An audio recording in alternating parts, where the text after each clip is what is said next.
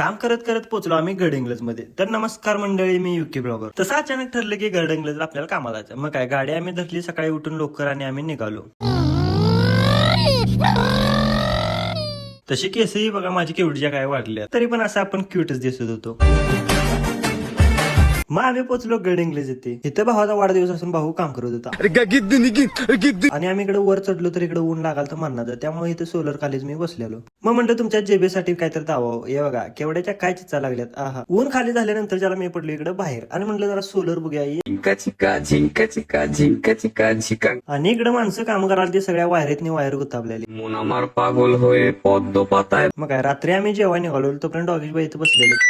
तसं आज आम्ही थांबलेलो हॉटेलवर. मग मी माझं थोबाड बघितलं तर थोबाड माझं सगळं बुरसाटलेलं होतं.